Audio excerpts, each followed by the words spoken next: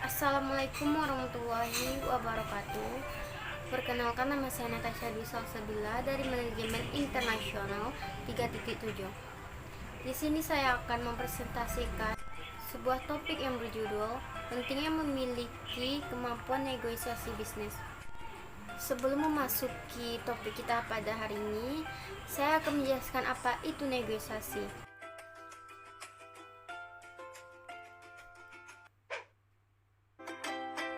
Baiklah, saya akan menjelaskan apa itu negosiasi. Negosiasi adalah suatu proses saat para pihak terkait ingin menyelesaikan permasalahan, melakukan suatu persetujuan untuk suatu perbuatan, melakukan penawaran untuk mendapatkan suatu keuntungan tertentu.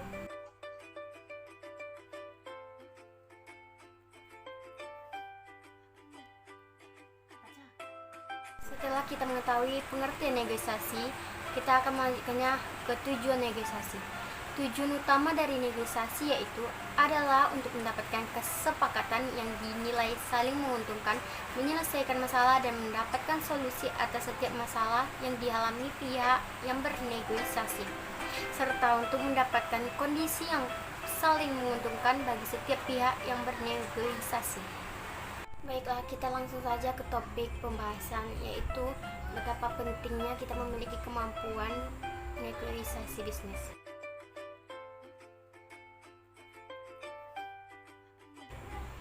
Negosiasi diperlukan dalam kehidupan manusia karena sifatnya yang begitu erat dengan filosofi kehidupan manusia, di mana setiap manusia memiliki sifat dasar untuk mempertahankan kepentingannya. Di satu sisi, manusia lain juga memiliki kepentingan. Padahal kedua pihak tersebut memiliki suatu tujuan yang sama, yaitu memenuhi kepentingan dan kebutuhannya. Apabila terjadi benturan kepentingan terhadap suatu hal, maka timbullah suatu sengketa. Dalam penyelesaian sengketa dikenal berbagai macam cara, salah satunya yaitu negosiasi. Negosiasi digunakan untuk menjembatani dua kepentingan yang berbeda, misalnya antara produsen dengan konsumen. Oleh karena itu, agar terjadi suatu kesepakatan di antara kedua belah pihak, diperlukan negosiasi. Sementara itu, orang yang melakukan negosiasi sering disebut sebagai seorang negosiator.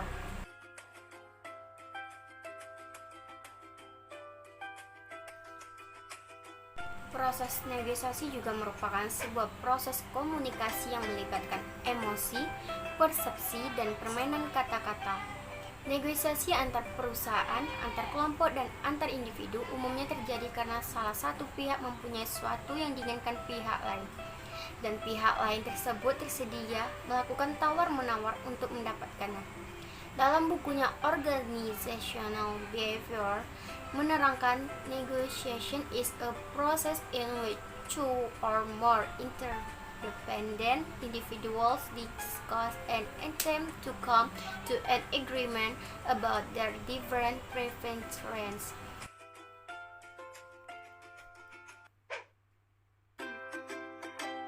Nah, untuk melakukan negosiasi, para negosiator harus memiliki kemampuan dasar yang berupa sabar dalam mengambil tindakan, ketajaman berpikir, beradaptasi dengan baik, mempunyai daya tahan, memiliki keahlian bersosialisasi, memiliki daya konsentrasi yang baik, memiliki artikulasi bicara yang baik, dan selera humor juga yang baik.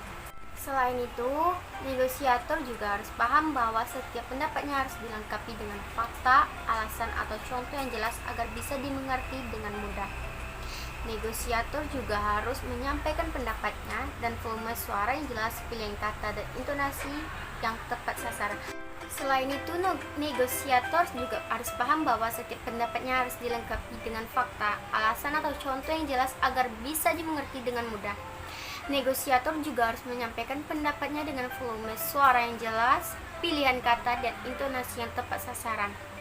Setiap pendapatan juga harus diucapkan dengan sopan, lancar, dan jelas, serta harus mempertimbangkan setiap pendapat dari pihak lain. Sekian penjelasan saya pada topik ini, dan saya mohon maaf jika ada kesalahan. Saya pamit undur diri. Assalamualaikum warahmatullahi wabarakatuh.